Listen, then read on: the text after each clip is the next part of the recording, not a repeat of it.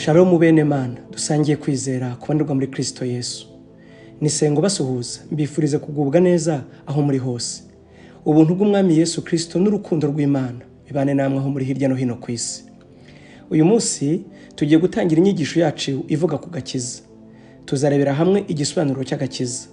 Uko Imana yagiye ikiza uhereye mu itangiriro, ndetse n'itandukaniro ry'agakiza yaba mu isezerano rya kera ndetse n'isezerano rishya. Ndizera ko bitakiri ikibazo cyangwa se yobera gutandukanya isezerano rya kera n'isezerano rishya. Niba utaragira amahirwe yo kumenya itandukaniro ry'amasezerano yombi, nagusaba gukurikirana izi nyigisho kuri YouTube. Gusobanukirwa n'ijambo agakiza bizadufasha kumenya neza ubuntu Imana yatugiriye muri Kristo Yesu. Ndetse tuzarushaho kumenya neza icyatumye Imana itanga umwana wayo Yesu Kristo kugira ngo apfe urupfu rwo ku musaraba. Ikaze.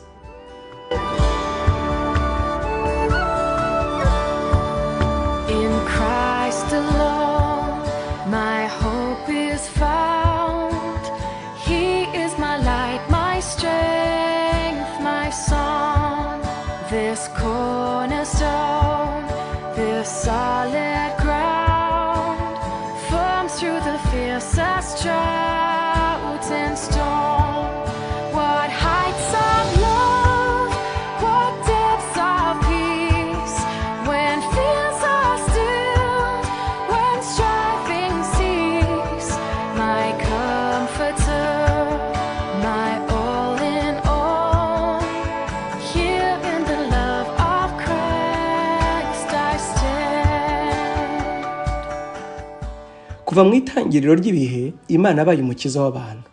Ubundi gukiza biri muri kamere y'Imana idahinduka. Yakijije abo yari ifitanye n'abisezerano, ndavuga Abisiraheli, yanakijije abantu batayizi ndetse batanayemera. Ntagiye mu by'ubwenge buhanitse ngo birushye abatumva iby'ubuhanga cyangwa siyanse, kuba ubuzima bukiriho ubwabyo ni imbabazi no gukiza kw'Imana. Isi yigeze kuba itagira ishusho, ubuzima butakiri kuri yo, ariko kubera imbabazi no gukiza kw'Imana yongera kure mu buzima bundi bushya. Yesu ataraza mu isi, abanditsi ba Bibiliya berekanye gukiza kw'Imana uko ibihe byahaye ibindi. Gusa igisobanuro cyo gukiza mu isezerano rya kera gitandukanye n'icyo mu isezerano rishya.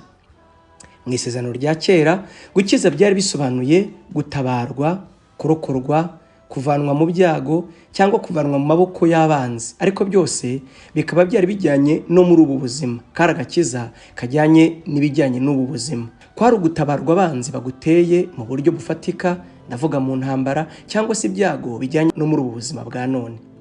Reka turebere hamwe bimwe mu byanditswe bihamye ibingibi mvuga.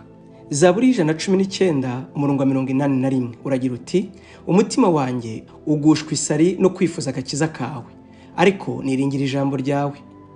Zaburi 119 umurongo wa 155 haragira hati, agakiza kari kure y'abanyabyaha kuko batarondora amategeko wandikishije. Ku murongo w'166 muri Zaburi 119 haragira hati, Uwiteka njya niringira agakiza kawe kandi ngakora ibyo wategetse. Zaburi 132 umurongo wa 16 haragira hati, kandi abatambyi baho nzabambika agakiza, abakunzi banjye baho bazavuza impundu cyane. Yeremiya 8:20-21 haragira hati, isarura rirarangiye, iki kirashize, kandi tudakijijwe. Mbabajwe n'umubabaro w'abantu banjye, ndirabuye kwiheba kuramfasha. Amaganya ya Yeremiya ibice 3:26 haranditse hati, ni byiza ko umuntu yiringira ategereje agakiza k'Uwiteka atuje.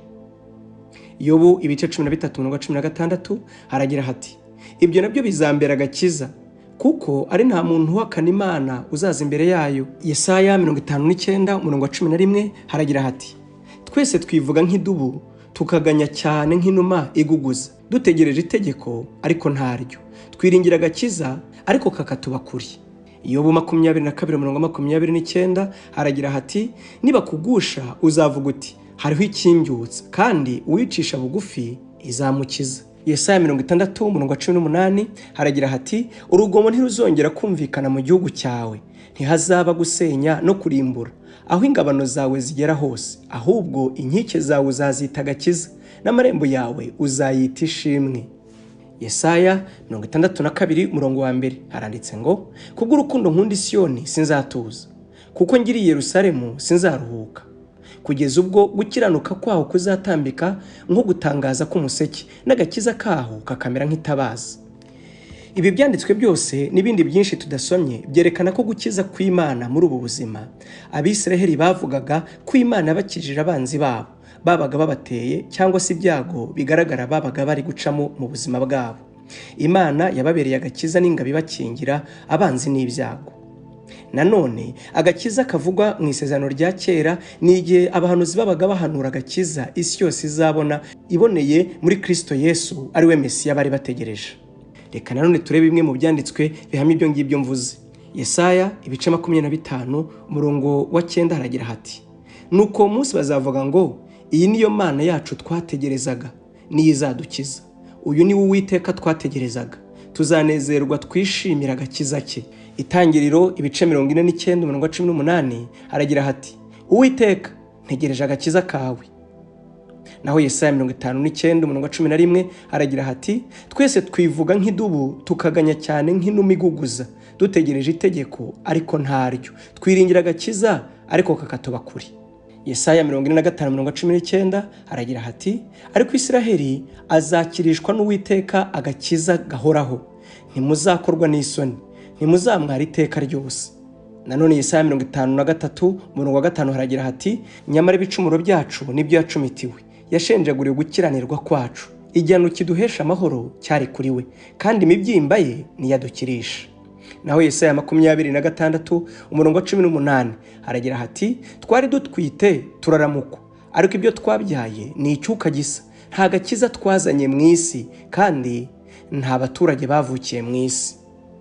Maraki ibice 3 umurongo wa 20 haragira hati: ariko mwebweho abubaha izina ryanjye, izuba ryo gukiranuka rizabarasira rifite gukiza mu mababa yaryo, maze muzasohoka mu kinagire nk'inyana zo mu kiraro. Ibi byanditswe n'ibindi tutavuga ngo turangize byose byahanuraga agakiza Mesiya azazanira isi. Niyo mpamvu Petero yagize ati: abahanuzi bahanuye ibyako gakiza, barondora n'iby'ubuntu mwari mugiye kuzahabwa, babishimikiye cyane, barondora igihe icyari cyo ni ndetse n'ibimenyetso byacyo byerekanwaga n'umwuka wa Kristo wari muri bo, agahamya imibabaro ya Kristo itari yaba n'ubwiza bw'uburyo bwinshi bwari bugiye kuyiheruka, kandi bahishurirwa yuko batabyerekewe ahubwo ko ari mwe babyerekewe. Urwandiko rwa mbere rwa Petero igice cya mbere umurongo wa 10 kugera ku murongo wa 12 niko havuga. Abisiraheli bizeraga ibyo Mose n'abahanuzi bahanuye kuri Mesiya, bari bamutegereje ko naza azabazanira agakiza. Gusa ikibazo bagize nuko batasobanukiwe ako gakiza ko gatandukanye nako bari bafite mu gihe cya kera, ko Mesiya we azabazanira agakiza karenze gukizwa abanzi babo mu buryo bufatika. Niyo mpamvu benshi batigeze bemera Yesu, kuko bari bazi ko aje kubakiza ubukoroni bari barimo bw'ingoma y'Abaromani. Nk'uko Mose yabakijije uburetwa bwa Farawo bari bari muri Egiputa. Kuva ibice 12 umurongo wa 13 haragira hati: Mose asubiza abantu ati: mwitinya, mwihagararire gusa, maze murebe agakiza Uwiteka ari bubazanira uyu munsi, kuko abanyegiputa mwabonye uyu munsi mutazongera kubabona ukundi. Uwiteka ari bubarwanire, namwe mwicecekere. Ibi rero nibyo byatumaga Abisiraheli batemera Yesu, kuko bibwiraga ko azabakiza Abaromani nk'uko Mose yabakije abanyegiputa.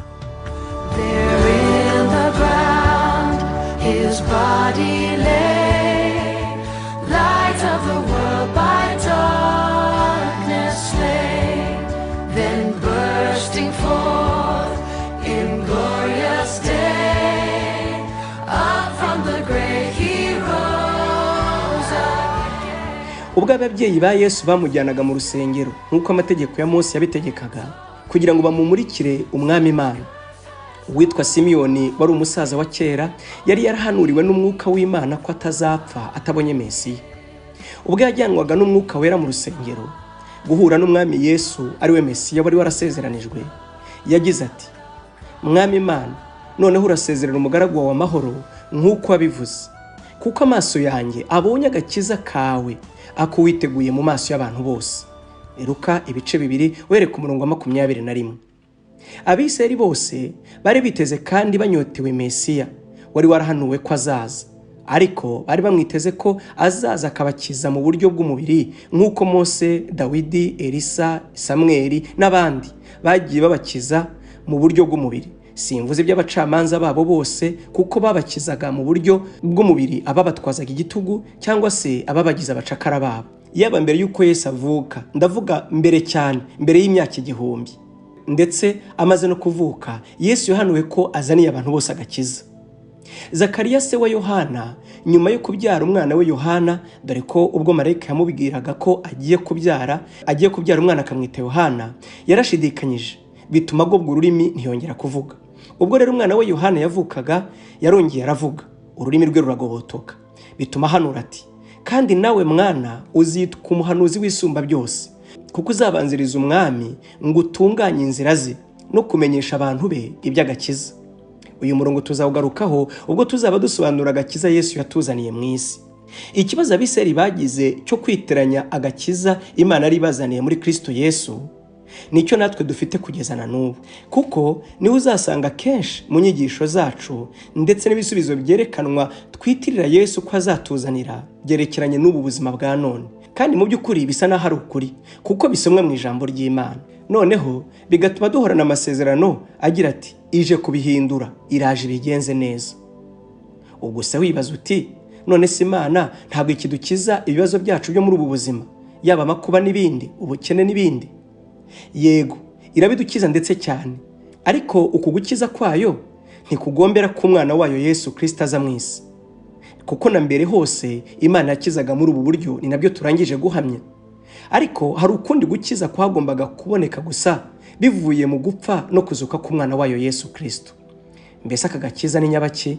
Ni iki Imana yadukijije cyagombaga gutuma umwana wayo w'ikinege apfa urupfu yapfuye ku musaraba? Ibi nibyo tuzarebera hamwe muri iyi nyigisho.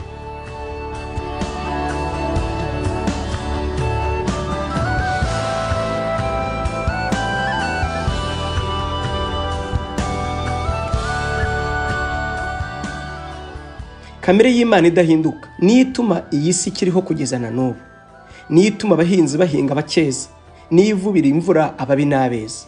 Nta na rimwe Imana izigera yikuraho inshingano zo kuyobora no kuba umugenga wa byose muri iyi si. N'abantu batayubaha niyo bakesha ubuzima, ni inshingano z'Imana kubeshaho no kubarinda muri iyi si. Ariko icyatumye Imana itanga umwana wayo w'ikinege cyo ni ikindi, kirakomeye. Nticyari kuboneka keretse gusa Yesu abanje gutanga ubuzima bwe agapfa, yarangiza akazuka ndetse akajyanwa mu ijuru. Kenshi tugwa mu mutego wo guhanga amaso iyi mirimo y'urukundo n'ineza by'Imana idahinduka, tugashaka ko ari byo bitubera agakiza. Ndasubiramo, kenshi tugwa mu mutego wo guhanga amaso iyi mirimo y'urukundo n'ineza by'Imana idahinduka, ibyo igirira abantu bose, tugashaka ko ari byo bitubera agakiza. Noneho umurimo Yesu yadukoreye ku musaraba tugashaka kuwuhuza n'ibyo dukeneye muri ubu buzima. Niyo mpamvu tugwa mu mitego nk'iyi ngo umwana w'Imana ni gutakena, ni gutarwara, ni gutanyura mu makuba ndetse akabutinda no kubona urubyaro, kandi Yesu yarabirangije ku musaraba. Bibaye Yesu ari byo yapfiriye mu by'ukuri kugira ngo dukire ibibazo byose tuvuze, ntiduhure n'ibibazo, ntiduhure n'ubukene n'ibindi. Icya mbere, nta muntu n'umwe utamwizera kuko abantu bose bakeneye gukira ubukene. Icya kabiri, byaba bigoye kwemera ko koko icyo Yesu yapfiriye cyagezweho, kuko abamwizera kenshi niyo bafite ibibazo by'ubutunzi, mbese niyo badafite ubukire bwinshi ugereranyije n'abatamwizera. Wibwije ukuri, muri iyi si dusangiye ibyago n'amakuba. Nta kiba ku muntu utemera Yesu kitaba kumwemera, ndetse rimwe na rimwe tubarusha ibyago bigasa naho baturusha amahirwe muri ubu buzima. None se Yesu Kristo yatuzaniye akahe gakiza? Naho ubutaha mu nyigisho yacu y'ubutaha tuzavuga ku gakiza kuzuye, icyo bita full salvation cyangwa se complete salvation. Tuzarebera hamwe icyo Yesu yapfiriye n'icyatumye Imana itanga umwana wayo w'ikinege, kitari kuboneka gusa keretse abanje kuboneka mu isi agapfa yarangiza akazuka. Imana ibaha umugisha. Naho ubutaha reka dusenge. Mwami Imana yacu, turagushimiye ko waduhaye Yesu ngo atubere agakiza wenyine. Ndabizi neza niwe wenyine wari ukenewe kugira ngo bamwizera bose bahabwe agakiza. Kugira ngo agakiza tugahabwe, ikiguzi cyari ubugingo bw'umwana w'ikinege w'Imana utagira icyaha. Ndagushimiye ko wemeye kumutanga ku bwacu kugira ngo duhabwe agakiza n'ubugingo buhoraho. Turagushimiye ku bw'ibyo, kandi ukomeze uduhishurire agakiza twaboneye mu mwana w'Imana. Mu izina rya Yesu dusenze, amen.